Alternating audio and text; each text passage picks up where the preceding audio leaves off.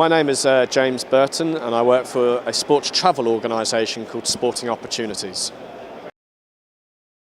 I'm here at Careers in Sport really so that we can chat with young people about how they can engage and get involved with maybe volunteer sports coaching projects overseas or even at a local level back in the UK through charity challenges and things that kind of makes them look a little bit more interesting just beyond doing their studies and that side of life. It gives them that chance to see, where they've studied sport is being able to put that into practice, gain some, valuable career-related experience. And at the end of the day, you're actually addressing maybe some of the problems that are going on in the wider world, and getting an appreciation as to how kind of sport is such a powerful tool for social change.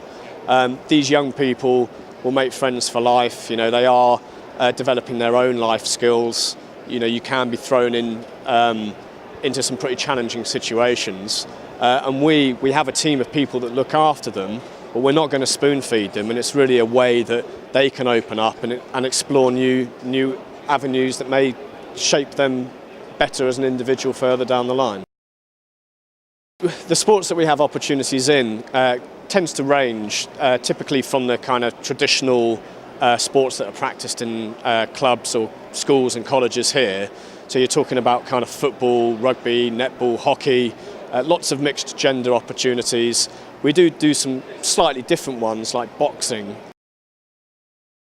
You don't need to have particular qualifications if you do have relevant experience and you've, say, done your first for sport level 2 with the FA, or you've done a sports leadership qualification. These all help.